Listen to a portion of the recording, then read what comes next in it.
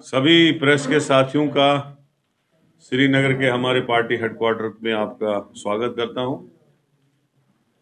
आज जो press conference है हमारी तरफ से, पहले मैं हमारे senior most leader former PCC president Peerzada साहब, हमारे सीनियर लीडर और सीनियर वाइस प्रेसिडेंट मोंगा साहब, गुलाम नबी मोंगा साहब, हमारे senior vice president charge headquarter Mohammad Anwar Bhat साहब और हमारे बहुत ही senior leader state vice president Abdul Gani Khan साहब।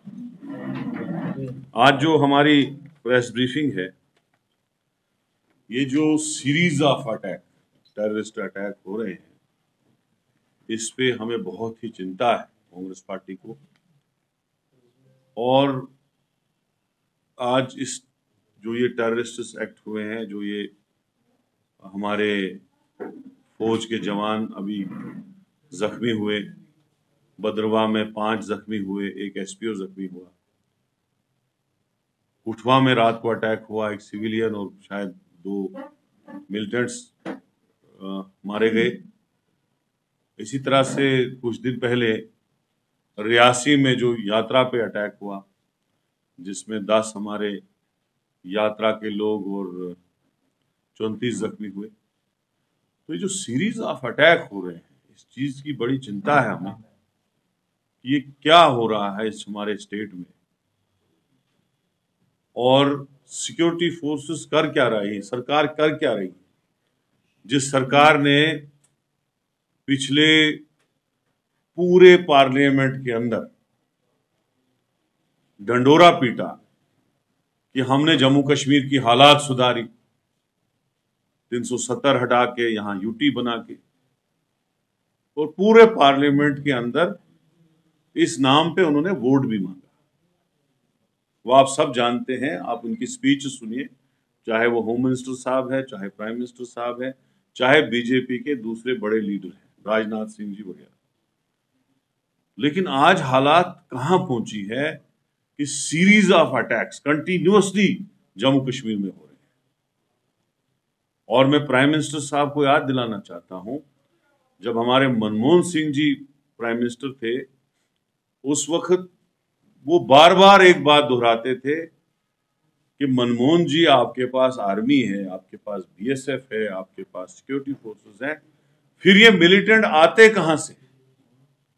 और यही क्वेश्चन मैं आज प्राइम मिनिस्टर साहब को और होम मिनिस्टर साहब को और डिफेंस मिनिस्टर साहब को कहना चाहता हूं कि आपका सवाल मैं आपको ही बताना चाहता हूं, आपको ही पूछना चाहता हूं कि आपके पास आर्मी भी है, सिक्योरिटी फोर्सेस भी है, बीएसएफ भी है, ये मिलिटेंट्स, ये टेररिस्ट्स आते कहां से। लिहाजा हम चाहते हैं, कांग्रेस चाहती है कि जम्मू कश्मीर की हालात सुधरे, ये मिलिटेंसी फ्री जोन बने, यहां जो ये टेररिस्ट आ रहे हैं इनको रोका जाए, जो ये किलिंग हो रही है इसको रोका जाए। आने वाले दिनों में अमरनाथ जी यात्रा भी हो रही है, ऐसा ना हो, खुदा ना करे कोई ऐसा इंसिडेंट हो जिससे हमें पछताना पड़े। सिक्योरिटी को चाको चौबंद करना पड़ेगा, सिक्योरिटी को आपको एसेस करना पड़ेगा। ये जो आप भाषण और दावे देते हैं, दावे तब करो जब जमीनी सतह पे आप दावों को सही माने में इंप्लीमेंट करो। 35 साल से मिलिटेंसी है, हमने कभी नहीं कहा कि हमने खत्म की। हाँ, हमारे टाइम में जब 2002 में हमारी गवर्नमेंट थी, बिल्कुल शुद्ध था माहौल, अच्छे जलसे थे, सब कुछ था, लेकिन हमने नहीं कहा, हमने कहा मिलिटेंसी कभी कम कभी ज्यादा, लेकिन 35 साल से खत्म हुई नहीं।